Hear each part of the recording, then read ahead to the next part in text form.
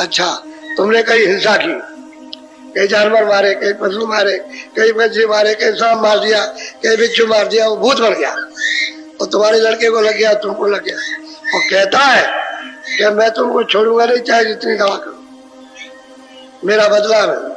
अब तुमको लगा हुआ, तुम दवा कर रहे हो और रो रहे हो, चिल्ला रहे हो, समझ गए? यानी कम से कम 75 से भी ऊपर लोगों को भूत लगे और वो दवा खा रहे, कोई दवा खा दवा। अब जानकार कोई रहे तब तो उसको मालूम रहे, तो जानकार अब भूत लग गया, दवा नहीं पड़ा, अब पीड़ित हो और जहां चाहे पटक देता, बेहोश कर देता, दिमाग पागल कर देगा। अब पटक भी देगा, गिरा भी देगा और खाओ दवा कितनी खाते कुछ। तो हिंसा से बकरा मर जाए तो भूत, और फिर घर में आकर के चढ़ बैठे तो फिर अपना बैर का बदला लेता है। गाय है, भैंस है, सबको लगा हुआ, चाहे मुसलमान हो चाहे प्रेत, किसको छोड़ते हैं? प्रेत तो एक जीवात्मा है और प्रेत एक योनि है, उसमें अलग अलग योनि है, भूत भी है, पिशाच भी है, जिंदगी बेताल भी, उसमें सैकड़ों जातियां हैं और वो आपको लग जाती है प्रेत बनता। तो तुमको ये बोध नहीं है, ये ज्ञान नहीं है कि जब इनकी अकाल मृत्यु होती है पशु पंछियों की, आदमी की, तो इस जीवात्मा का क्या होगा?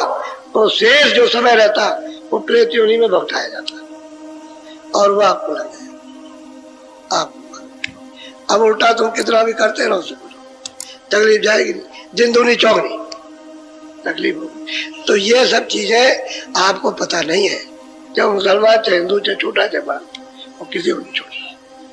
तो ये तुमको जो विद्या जो ज्ञान है अध्यात्म में तो पता नहीं, और तुम ऐसे ही दगा पेल कर रहे हो। कोई कहता है चोरी से सो मिल जाएगा, कोई कहता है डकैती से, कोई कहता है धोखे से, बेईमानी से, कोई कुछ क्या, कोई यही लो, कोई मकान लो, गैर लो, कुछ नहीं। जब तुमने अपना रास्ता ही छोड़ दिया यानी सुख का, तो सुख मिलेगा कैसे? दुखी मिलेगा। तो रास्ता छूट गया और कौन उसका समझाएगा? इनका सबका रास्ता छूट गया। इसको देखना चाहिए, इस माहौल को, वातावरण को, विचार को और मतलब है शांति को, ये देख करके तब उनको समझना चाहिए कि भाई शांति है, लेकिन शांति वालों के पास शांति मिलेगी, जहाँ शांति नहीं वाले गलत जगह पे खोजोगे कि हमको शांति मिल जाएगा, कभी नहीं मिल, सब नहीं मिलेगी। लेकिन जहाँ शांति का भंडार है वहाँ अकारण शांति, यानी उस उतने वायुमंडल में आप पहुंच गए तो आपको ही महसूस होगा कि हमको बहुत शांति, बहुत अच्छा और बड़ा आराम, ऐसा मालूम होता है। तो असल में महात्माओं महापुरुषों के पास वो शांति रहती है, वहां वायुमंडल में जाओगे तो शांति मिलेगी।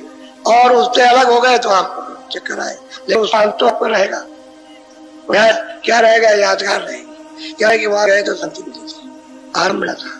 और वहां देखा सब एक घाट, सब प्रेम प्यार, बैठे उठे खड़े, आ रहे जा रहे, तो ये सब देखना चाहिए। इससे ये पता चलता है कि इसमें से कोई रास्ता बड़ा गंभीर, जिसको हम कभी नहीं पा सकते और कितने युग बीत गए हमको नहीं मिला, वो मिल सकता है, मिल जाए। असल में जीवात्मा के छुड़ाने के लिए कितने शरीर आपने धारण किए, एक से भी काम नहीं बन पाया। तो क्यों नहीं बना? कि कोई जानकार नहीं मिला और आपको रास्ता नहीं मिला। जब भेद नहीं मिलेगा रास्ते का तो फिर आप चलेंगे कैसे? आपको तो कुमार्ग मिला, अंधकार का, तो उधर चले गए आप। इसलिए वहाँ अशांति और दुख हर एक तरह की ज्यादा है वहां पर। तो कुछ आदमी को देखना चाहिए कि तुम्हें। आज लोग ये कह रहे थे, मुझसे भी कहा कि आपकी बार तो महाराज इतनी भीड़ हुई है कि भंडारा भी पीछे हो गया।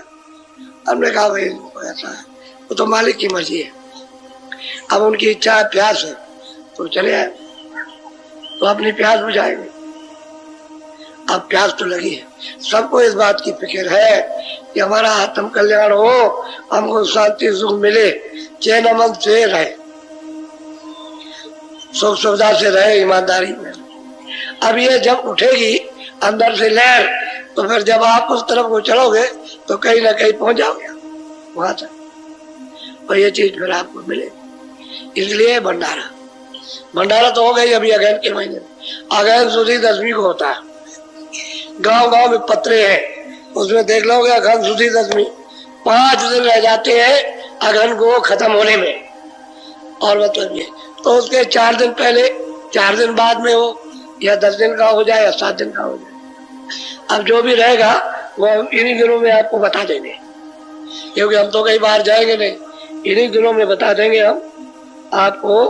यानी आज तो है 28, 4 दिन 24 से शुरू हुआ, आज 28, आज 5वां दिन है और अभी 4 दिन हो रहे हैं। तो हम 4 दिनों में आपको सुनाई देते हैं कि भंडारे की तिथि तारीख कब से सत्संग की हो,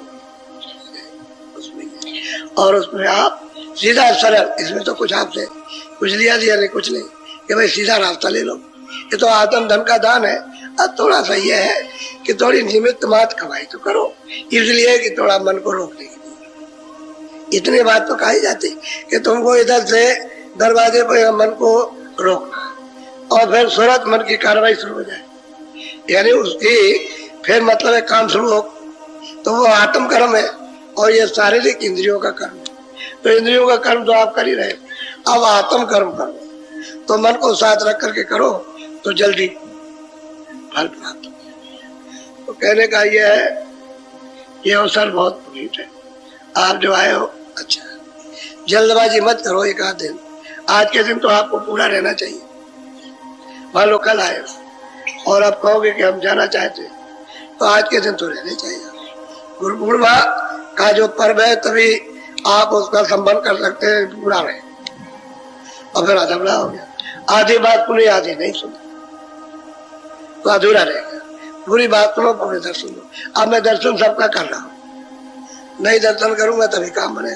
आप दर्शन के, आप तो उड़न छू उड़ी हुई दृष्टि से दर्शन करते हो और हम उसकी सतह में दर्शन करते हैं कि वो जीवात्मा जहाँ बैठी है उसका दर्शन, तो दर्शन करते हैं। तो हमारे दर्शन करने से आपका लाभ।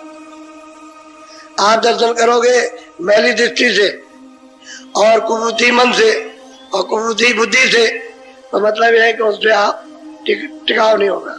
और हम दर्शन जम के करेंगे तो आपका फायदा होगा। और दृष्टि में सब कुछ रखा, आपकी दृष्टि में मैल है और महापुरुष की दृष्टि में शुद्धता है, पवित्रता है। इसलिए सामने बैठना चाहिए। अब पीछे दृष्टि तो पड़ती नहीं है, क्योंकि आपको देखे, आपके चेहरे को और दृष्टि से दृष्टि मिला है तो दृष्टि की कृपा है, और दृष्टि में खजाना है, और दृष्टि में अथाह सागर, दृष्टि में सब भंडार है। तुम कहोगे पैर की कृपा कर लो, पैर की दृष्टि तो दृष्टि तो है, दृष्टि तो इधर, पैर की दृष्टि, दया की दृष्टि, कृपा की दृष्टि, ये दृष्टि आप कर लीजिए। तो सामने ही बैठते हो, छुप के बैठते हो, सामने बैठते हो। सामने हर तरह की किरणें जाती है, सामने इधर जाती है तो किरणें अपना विस्तार करती, आपके दिल और दिमाग में घुसती है। तो सामने रहो, इधर उधर क्यों बैठते? जगह है, नई जगह है तो जैसे और बस बैठ जाओ। सामने रहना चाहिए ज्यादा, पीठ पीछे नहीं। ये दर्शन, ये तो बाहर का दर्शन है, और जब अंदर घुसा के ले चलेंगे, अंदर अंतर जगत में, घाट से ऊपर जो जगत है, जो सृष्टि है, जो लोक है, तो वो तो और भी स्वच्छ और साफ है। यानी मतलब ये है कि उधर तो चेतन रचना है, इधर जड़ रचना, और इधर मैल की रचना है, जल पृथ्वी यानी वायु आकाश, और उधर ये नहीं है, उधर चेतन रचना। उनके रेसे रेसे में चेतन रचना चमकती है, तो वो देव शरीर। जब तुम उधर घाट पे बैठ के उधर जाओगे, तुम्हारा भी देव शरीर हो जाएगा। तो उस शरीर में पहुंच करके उन शरीर को साक्षात्कार करो और वो तुम्हारा करें। इसलिए उनको धोना आता है कि जीव किस घाट पर इनको बैठा करके धोया जाएगा, उनको मालूम। आप पंडित जी महाराज जानते नहीं, मौलवी साहब जानते नहीं।